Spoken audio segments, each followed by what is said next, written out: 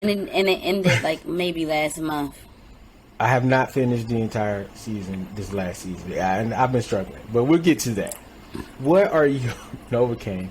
What are your thoughts on the show? What do you feel about it? So personally, I am a huge fan of The Boys and the show as in whole.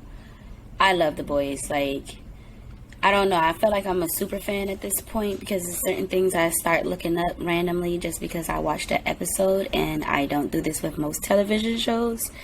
On top of, I feel like The Boys, especially when it first premiered, that first season, it was like giving us a whole different type of look of how hero-dom, I don't know if that's a word, but how the world look at heroes.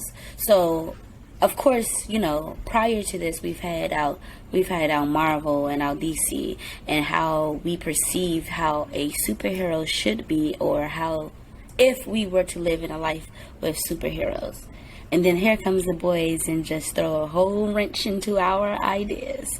So that first season, I really feel like is probably some of the best TV that we have had in a very long time, for the simple fact that we went from how regular everyday humans are affected by what it takes for a superhero to save the day. It also goes into how superheroes see themselves. I don't think we've ever had a show I mean, Marvel touched on it a little bit, like during the, what was it, Civil War a little bit. We touched on it. But it's not like it was a full series of how a superhero sees themselves. So we were able to see, especially in season 1, like Maeve going back and forth with her identity crisis, Homelander and his nutcase of a life. Yo, Homelander, A-Train and how he's perceived, you know. Yeah, Homelander's a whole different. That's a whole. I don't even know how to describe Homelander at this point. I don't know what to say, but all I know is the guy I forgot the actor's name, but he does a damn good job at playing Homelander. I mean, what? It's Zach Morris. Zach Morris. Form. No, that's not. No, Zach Morris is freaking from Saved by the Bell, right? Yeah, I know, Zach, but I'm just saying, Homelander is Zach Morris if they gave him superpowers. Hey, chill on him. It's the same character. Go look at a picture of Zach Morris. Look at Homelander. Same person. Same guy. So, and then they go into, you know, everyday people basically trying to take down suits. So I really appreciated that. I feel like by the time we getting into season 3, it's a whole totally different ball game at this point. It's like, well, they have this temporary superpower drug that we could take, so why don't we take it to take out some suits? And it's like, wait a minute, what? But as society, I don't think we're looking at, as in society, when we look at these shows, I don't think we're looking at the deeper plot. We're looking at, like how we just said at the beginning, well, not the beginning, but before we started recording, how we're looking at things for shock value. We like to look at Don't get too deep into that, because we're going to talk about that. We're going to talk about that in a second. But let me tell you what I think about the show. Yeah, hold on. Let me tell you what I think about the show. Okay, so as a comic book purist, this is not a book I've read yet. I'm still on the ropes of whether or not I'll give a damn about reading it as a whole. But from what I've gathered from watching the show, season 1, loved the show. Season 2 got a little iffy for me. But from what I know of the comic and I know of the purpose, it's supposed to be this critique on, like you said, the superhero genre, and if these superheroes actually existed in the real world, how would they play out, right? And I think season 1 really understood the assignment in that, because everything didn't feel super over the top.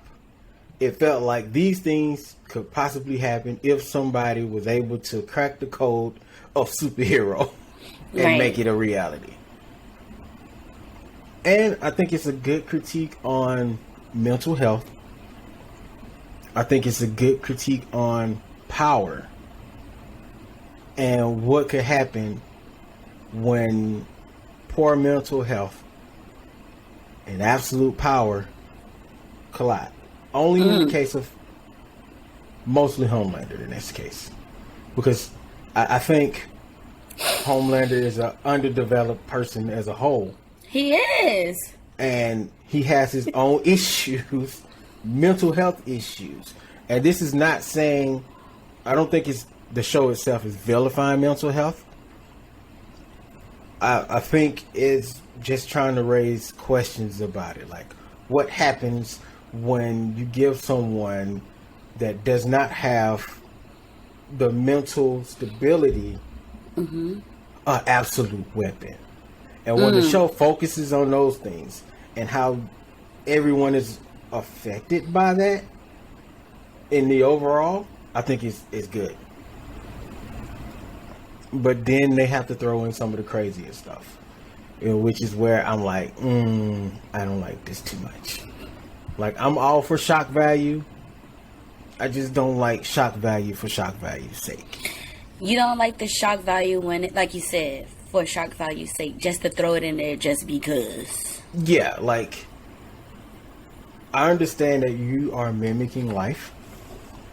And when you write these certain situations, you usually write a character where it flows. So if I write a character with personality A, B, C, D, E, these are the things within the personality traits that this person have. And then I give them a situation, and then based on that person's personality profile, this is how they react. You know? So I get that, but it just feels like nothing feels real, though. I think that's what it is for me. The other characters, sometimes they don't feel real. Like, I get having fear. I get being afraid. I get not knowing how to react to things. But it feels like the characters here are NPCs in the video game, and they only have one directive. This is the 90s, 80s, you know, where the only thing your video game character was good for was whatever if it's supposed to shoot, if it was programmed to shoot, that's all it did. That's all it did. It wasn't complex. It didn't have major implications. It didn't tell it to duck or hide. It just shot. You know, like the turtles from Mario. They have one thing and that's it. And I think that's my gripe. One of my biggest gripes with the show. And it's not all bad. That's just some of the characters is just one note shit. Just being real.